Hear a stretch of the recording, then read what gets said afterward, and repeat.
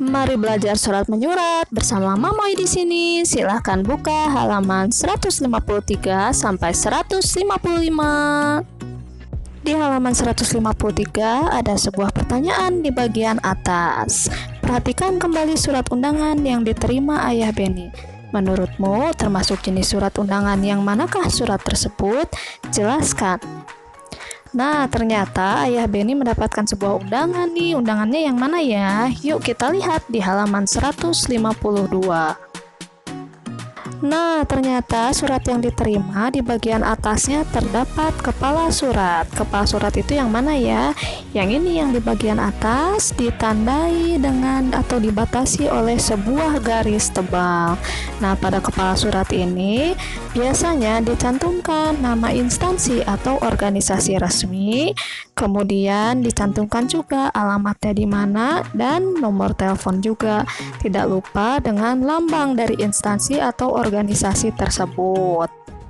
Di bagian bawah ada sebuah tanda tangan yang merupakan identitas dari pengirim surat tersebut. Bisa dilihat di sini setelah nama, tempat, dan tanggal, di bawahnya dituliskan Kepala Dusun Mentari. Nah, ini adalah jabatan dari orang yang memberikan tanda tangan.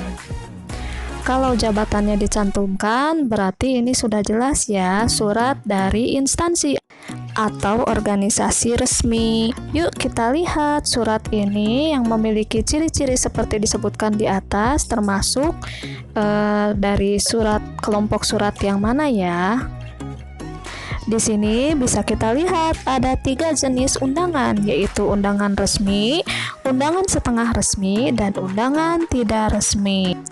Nah, undangan yang barusan kita lihat berasal dari sebuah instansi atau organisasi resmi, ditandai dengan adanya kepala surat, dan yang menandatangani surat tersebut dicantumkan jabatannya dalam perusahaan atau instansi tersebut. Coba adik-adik perhatikan dari 3 kelompok undangan ini. Yang manakah yang pengirimnya mengatasnamakan sebuah instansi atau organisasi dan kedinasan? Ya, betul, yang nomor 1 ya, yaitu undangan resmi.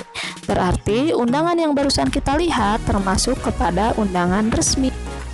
Yuk kita tuliskan pada kolom yang tadi yang sudah disediakan.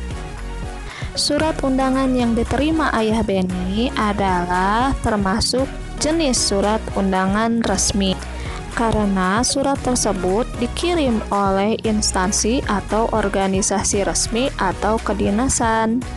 Dibuktikan dengan adanya kepala surat pada bagian atas surat dan dicantumkannya jabatan keorganisasian dari pembuat surat yang tertera di bagian bawah. Yuk kita lanjutkan pada soal di halaman 154. Di sini terlihat ada 3 buah surat ya. Kita baca dulu perintahnya di bagian atas. Perhatikan beberapa contoh surat undangan berikut, lalu lakukanlah petunjuk kegiatannya. 1. Tandai dengan warna merah untuk contoh undangan resmi. 2. Tandai dengan warna kuning untuk contoh undangan setengah resmi. Dan 3. Tandai dengan warna biru untuk contoh undangan tidak resmi. Kita kembali lagi ke sini, kita baca terlebih dahulu apa saja yang membedakan undangan resmi, undangan setengah resmi, dan undangan tidak resmi. Yang paling mudah untuk membedakannya adalah siapakah pengirimnya.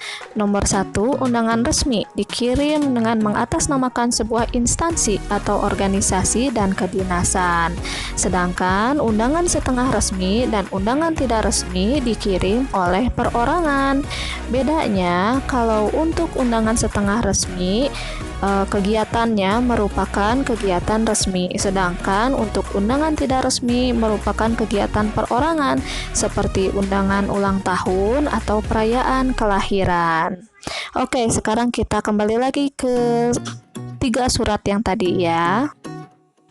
Ini dia 2 surat yang pertama. Kita mulai dari yang sebelah kiri ya. Nah, bisa dilihat di sini ada kepala surat. Nah, yang di bagian atas ya ditandai dengan garis tebal, baru dimulai surat yang di bawahnya. Kemudian di bagian bawah ada dicantumkan di keterangan pengirimnya jabatan Ketua OSIS.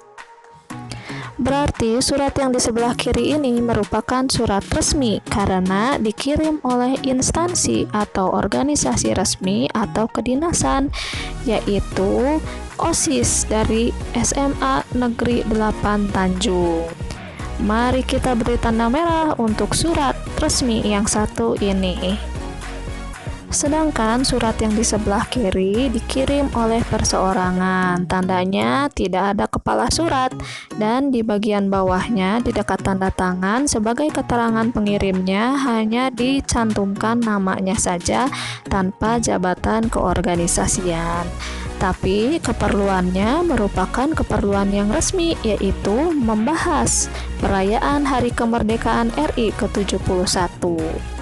Maka dapat disimpulkan surat yang di sebelah kanan ini merupakan surat setengah resmi. Jadi mari kita beri warna kuning.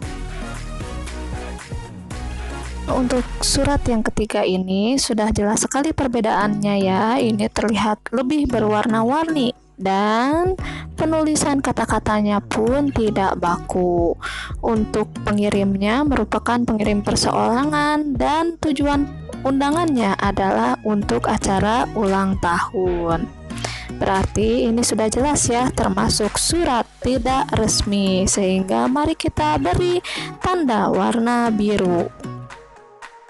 Kita lanjutkan pada soal terakhir pada video kali ini, yaitu di halaman 155 ada tabel yang harus kita isi. Bersama temanmu, diskusikan persamaan dan perbedaan antara undangan resmi, setengah resmi, dan tidak resmi dengan menggunakan tabel di bawah ini. Nah, di sini sudah ada 3 kolom ya, yaitu jenis undangan, ada 3 jenis undangan, persamaan, dan perbedaannya. Pertama-tama kita cari persamaannya. Sebelum menuju ke bagian lain, kesamaan dari ketiga surat tadi dapat dilihat dari bagian-bagian dalam surat. Gambar ini terdapat di halaman 153, adik-adik bisa langsung lihat ya. Nah, kesamaannya adalah ketiga surat tadi memiliki bagian nama dan alamat tujuan, isi surat, dan pembuat surat. Sedangkan perbedaannya, surat resmi selalu menggunakan kepala surat, sedangkan surat setengah resmi dan tidak resmi tidak menggunakan kepala surat. Selain itu, surat resmi dan surat setengah resmi selalu menggunakan pembuka surat, penutup surat, dan tempat dan tanggal surat. Sedangkan pada surat tidak resmi itu merupakan pilihan saja, bukan suatu kewajiban. Perbedaan yang terakhir terlihat di pembuat surat. Pada surat resmi dicantumkan jabatan keorganisasian dari pembuat surat, sedangkan pada surat setengah resmi dan tidak resmi hanya dicantumkan namanya saja. Nah, di gambar ini bisa dilihat ya, jabatan keorganisasian dari pembuat suratnya adalah Kepala Dusun Mentari dan namanya adalah yang di bawah tanda tangan. Sekarang kita cari lagi persamaan dan perbedaan berdasarkan ketiga surat yang ini ya.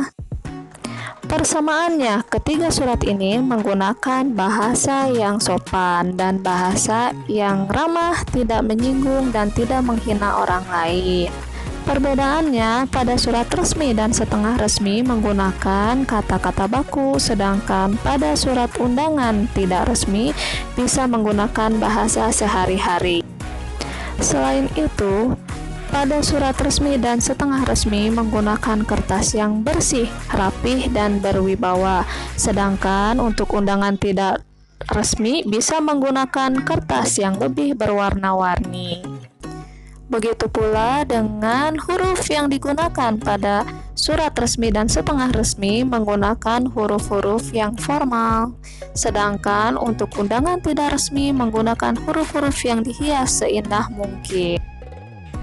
Nah, yang barusan kita bahas, silahkan tulis ulang di kolom ini. Karena kolomnya terlalu kecil, seperti biasa, Mamoy akan buatkan penjelasan setelah yang satu ini ya. Adik-adik siap-siap untuk mencatat.